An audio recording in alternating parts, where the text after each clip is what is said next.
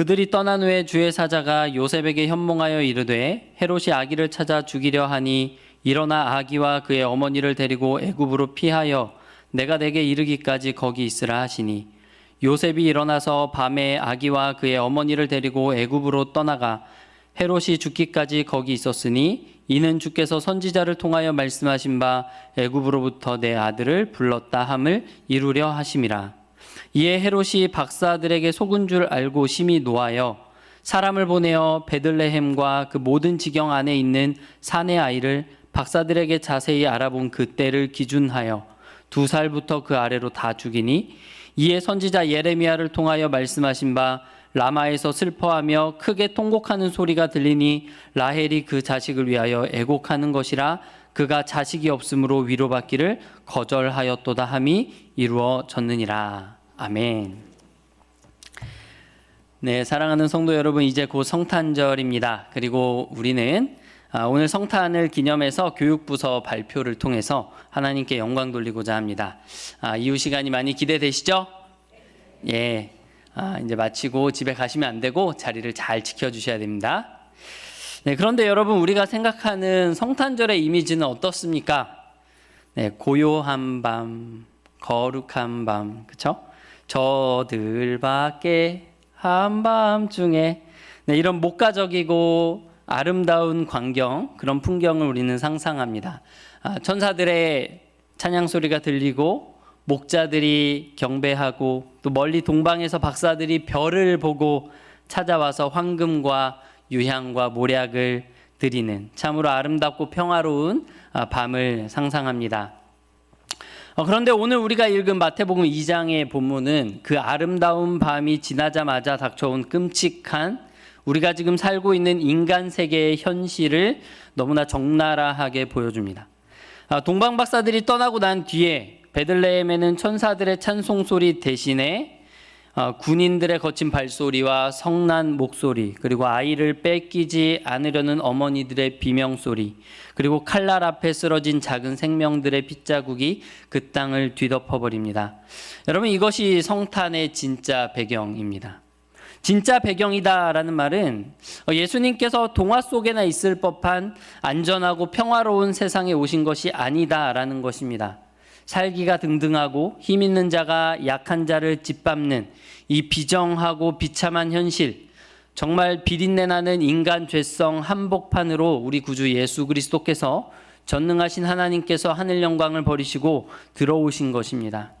오늘 우리는 이 끔찍한 사건 속에서 두 가지 길을 봅니다. 하나는 살기 위해서, 내가 살기 위해서 남을 짓밟는 헤롯의 길이고, 또 다른 하나는 나를 살리기 위해서 무력해지신 예수 그리스도의 길입니다. 오늘 말씀을 통해서 우리를 찾아오신 무력한 전능자 하나님을 깊이 만나시기를 주님의 이름으로 축원합니다. 네, 먼저 헤롯을 좀 볼까요? 헤롯은 베들레헴 지경 안에 있는 2살 아래의 사내 아이를 모두 죽이라고 명령했습니다. 한 인간이 얼마나 잔인해질 수 있는가? 한 인간이 힘을 가지면 얼마나 잔인해질 수 있는지 알 수 있는 역사입니다. 헤롯은 왜 이렇게 잔인한 일을 벌였을까요? 성경은 그 이유를 아주 짧게 암시하고 있습니다. 16절에 보면 헤롯이 심히 노하였다라고 말하죠. 그럼 그는 왜 심히 노했을까요? 단순히 박사들에게 속았기 때문일까요? 이 박사들이 감히 나한테 거짓말을 해? 거짓말 때문에 화가 났을까요? 그것이 아니죠. 두려웠기 때문입니다.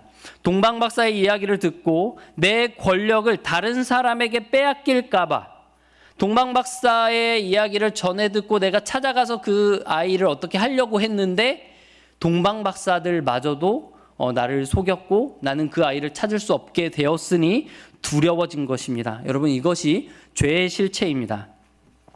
사랑하는 성도 여러분, 죄는 단순한 실수가 아닙니다. 죄의 실상은 무엇입니까? 여러분, 죄의 실상은 내가 원하는 것을 얻기 위해서, 또는 내가 내 인생의 주인과 내 인생의 하나님이 되기 위해서 진짜 하나님을 대적하는 것, 진짜 하나님을 죽이려 하는 광기입니다. 여러분, 그것이 죄의 실체입니다. 헤롯을 보십시오. 그는 자신의 권력을 지키기 위해서 가장 약한 생명들을 짓밟았습니다. 나의 안정을 위해서라면, 나의 권력을 위해서라면 다른 사람의 생명은 희생되어도 좋다라고 생각하는 것이 타락한 세상의 원리이고 헤롯의 방식입니다. 오늘날 우리가 발딛고 살아가는 현실도 크게 다르지 않습니다. 겉으로는 평화로워 보이지만 여전히 세상에는 힘의 논리가 지배하고 있죠. 경쟁에서 이기기 위해서 친구를 밟아야 하고 내 이익을 위해서 타인의 아픔을 외면합니다. 우리와 우리 아이들이 살아가는 세상, 살아가야 할 세상은 바로 이런 헤롯의 칼날이 여전히 살아있는 곳입니다. 그런데 여러분, 이 잔인한 헤롯 앞에서 하나님께서는 어떻게 하십니까? 하늘에서 번개를 내려서 헤롯을 심판하십니까? 천군 천사를 보내서 로마 군대를, 그리고 헤롯의 군대를 쓸어버리십니까? 여러분, 하나님께서는 그렇게 하실 수 있는 분이신데도 불구하고 그렇게 하지 않으셨습니다. 대신 천사를 보내셔서 요셉에게 말씀하십니다. 13절입니다. 아기와 그의 어머니를 데리고 애굽으로 피하여 내가 내게 이르기까지 거기 있으라. 영어로 보면 flee to Egypt, 애굽으로 도망하라 라고 말합니다. 만왕의 왕이신 예수님은 태어나자마자 무엇이 되셨습니까? 도망자가 되셨습니다. 우리 구주 예수 그리스도께서는 육신의 어머니 마리아의 품에 안기지 않으면 밥을 먹을 수도 없었고 몸을 피할 수도 없는 철저히 무력한 아기가 되셨을 뿐만 아니라 심지어 고향을 떠나서 낯선 땅 애굽으로 떠나야만 하는 난민이 되신 것입니다. 여러분, 이것이 이해가 되십니까? 전능하신 하나님께서 왜 이렇게 무력하게 도망치셔야 했을까요? 여러분, 전능하신 분이 짐짝이 되셨습니다. 다시 말씀드립니다. 전능하신 분이 짐이 되셨습니다. 우리 하나님께서는 부동의 동자이시요 온 우주에 있는 모든 것이 의지하여 살아가는 신입니다. 모든 것이 하나님을 의지하지 않고서는 존재하지 않는 그런 분이시죠. 그런 분께서 뭐가 되셨습니까? 짐짝이 되셨습니다. 예수님의 육신의 부모인 요셉과 마리아는 아기 예수님을 둘러엎고 피난길을 떠났습니다. 전능자께서 짐이 되셨습니다. 여러분, 왜 그렇게 하셨습니까? 첫 번째로는 우리의 무력함과 하나 되기 위해서 그렇게 하셨습니다.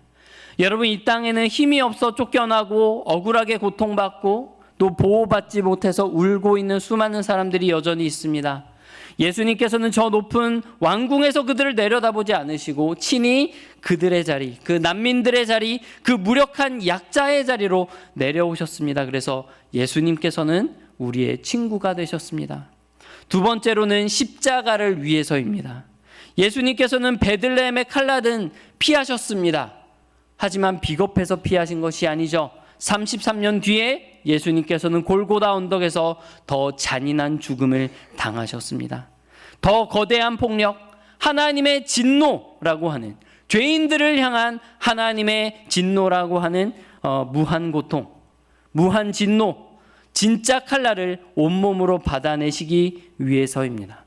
주님께서는 골고다에서 우리를 대신해 죽으시고 구원하시기 위해서 지금은 살아남으셔야 했고, 신실하신 하나님께서는 악한 영과 인간의 죄성, 곧 모든 폭력과 살해의 위협으로부터 구원자로 오신 아기 예수님을 보호하셨습니다. 오늘 본문 18절을 볼까요? 18절을 보면 자식을 잃은 라헬의 통곡 소리가 들립니다. 우리 18절 말씀 같이 한번 읽어보겠습니다. 시작. 라마에서 슬퍼하며 크게 통곡하는 소리가 들리니 라헬이 그 자식을 위하여 애곡하는 것이라. 그가 자식이 없으므로 위로받기를 거절하였도다 함이 이루어졌느니라. 아멘. 세상의 폭력 앞에서 우리는 참으로 무력합니다. 그 아기들의 부모는 무력했습니다. 그 아기들도 무력했습니다. 여러분, 우리 힘으로는 사랑하는 자녀들을 완벽하게 지킬 수 없고 내 인생 하나도 지키기 버겁습니다. 그러나 사랑하는 성도 여러분, 오늘 본문이 보여주는 놀라운 지점은 무엇입니까? 세상의 권력은 아기 예수를 통해 계획하신 하나님의 구원 계획을 조금도 훼손하지 못했다라는 것입니다. 세상은 무력한 아이들을 죽일 수는 있었지만 하나님의 아들을 향한, 그리고 그 아들 안에 있는 우리를 향한 하나님의 사랑, 하나님의 구원 계획은 끊을 수 없었다라는 것이죠. 여러분, 이것이 우리의 소망입니다. 우리가 세상에서 힘이 세서 안전한 것이 아닙니다. 우리가 똑똑하기 때문에, 지혜롭기 때문에 안전한 것이 아닙니다. 우리가 그리스도 안에 있는 하나님의 사랑 안에 있기 때문에 우리는 안전한 것입니다. 여러분, 이제 말씀을 맺겠습니다. 좋으시죠? 네, 잠시 후면 우리 교육부서 아이들이 이 앞에서 발표회를 가질 것입니다. 어른들의 눈으로 볼 때 이 아이들은 참 약해 보이죠. 하지만 무력한 아기 예수를 품에 안으시고 끝까지 지키셨던 그 하나님의 손길이 지금 우리 아이들을 붙들고 계심을 믿으시길 축복합니다. 세상의 칼날보다 하나님의 보호하심이 더 강한 줄을 믿으시기를 축복합니다. 오늘 아이들을 바라보실 때에 이 믿음의 눈으로 축복해 주셨으면 좋겠습니다. 너는 하나님의 사랑 안에 있는 자다. 그 어떤 것도 너를 하나님의 사랑에서 끊을 수 없단다. 세상이 너를 감당하지 못할 거야. 여러분, 이 마음을 가지고 우리 교육부서 아이들을 바라보시고 또 축하해 주시고 축복해 주셨으면 좋겠습니다. 그리고 우리 옆에 있는 분들에게도 한번 고백해 볼까요? 당신은 하나님의 사랑 안에 있습니다. 그 어떤 것도 하나님의 사랑에서 끊을 수 없습니다. 아멘. 네. 그리고 여러분, 이곳에 계신 우리 성도님들 중에도 저도 포함해서 마음속에 울고 있는 어린아이가 있는 분들이 계실 겁니다. 과거에 우리가 어렸을 때에 내가 너무나 무력했을 때에 누군가로부터 받았던 상처, 누군가로부터 받았던 폭력, 보호받지 못했던 수치심, 폭력의 기억 때문에 여전히 아파하는 분들이 계십니까? 여러분, 그렇다면 무력한 아기가 되셨던 예수님께 그 상처를 가지고 나오시기를 축복합니다. 난민이 되셨던 예수님께 들고 나오시기를 축복합니다. 여러분, 주님께서 저와 여러분의 아픔을 아십니다. 체휼해서 아십니다. 경험해서 아십니다. 우리 예수님께서 저와 여러분을 위로하실 것이고 변화시키실 것이고 사랑으로 인도하실 것입니다. 그 외로움과 두려움과 수치심을 누구보다 잘 아시는 예수님께 들고 나오시기를 축복합니다. 우리 주님께서 안아주실 것입니다. 주님, 나는 무력하지만 주님의 사랑이 나를 감싸고 있음을 믿습니다. 나는 세상에서 주님 때문에 가장 안전합니다. 이러한 고백이 깊어지는 치유와 회복의 성탄이 되기를 주님의 이름으로 축복합니다.